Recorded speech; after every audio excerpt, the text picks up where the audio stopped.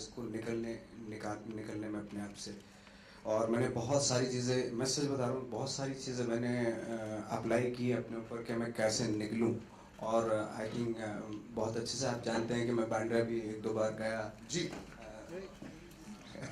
ये भी और मतलब झूल रहे हैं because of the expectations.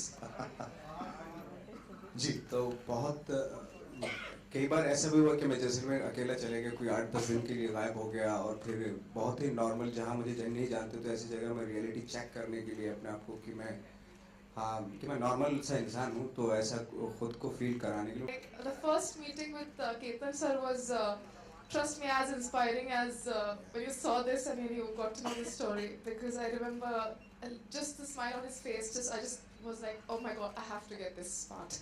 So yeah, I think I think it's so inspiring yet again to be a part of a film that is telling the story of such a incredible, inspiring human being. I think we all have this incredible strength in us, which is dormant, and I think something needs to trigger it, and we witness that come out, and I think this is it.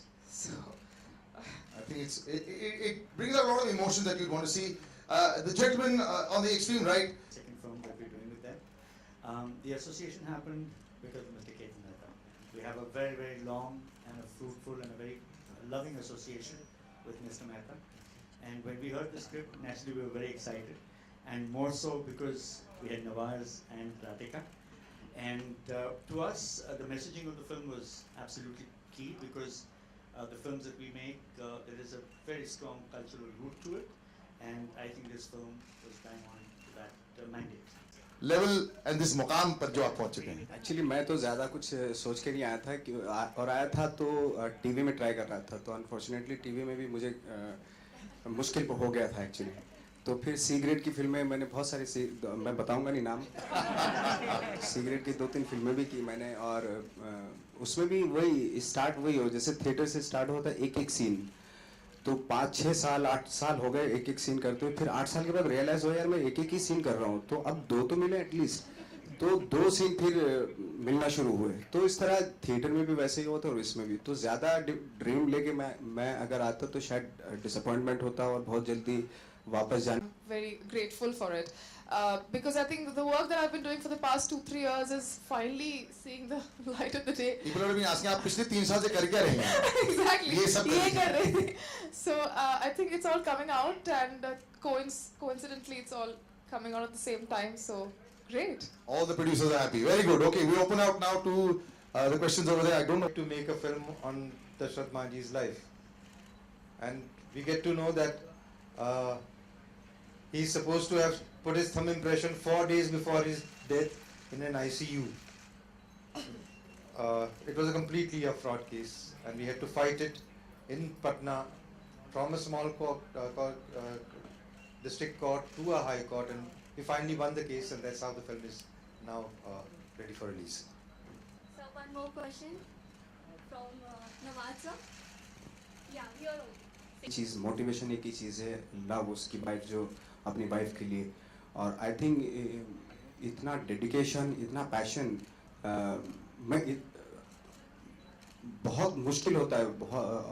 एक ऐसी चीज़ जो impossible है उसको possible करना मतलब बहुत difficult है, ऐसे माइंडसेट में जाना किसी के। और फिजिकली भी बहुत डिफिकल्ट था और मेंटली तो बहुत डिफिकल्ट था। जब ये माउंटेन जहाँ पे वो है उन्हीं के गांव में, जब हम लोग मेकअप करके उसके बीच में मैं खड़ा होता था, उस माउंटेन के बीच में, तो कुछ करने की ज़रूरत नहीं होती थी, सिर्फ उस माउंटेन्स को देख लो और खुद ही मतलब बहुत सारी चीज़ें, बट उस माइंडसेट में जाना पड़ता था। वो बहुत डिफिकल्ट था, मेंटली फिजिकली बहुत डिफिकल्ट रोल था। इससे है किसी दूसरे से तो नहीं है कि भाई मैं अभी लोग अप्रिशिएट कर रहे हैं, लोग ये बोल रहे हैं, तो मेरा खुद से है कि मेरी लाइफ में मुझे लगता है कि बहुत सारी चीज़ें होती हैं आपके अंदर जो डिस्कवर करनी होती हैं।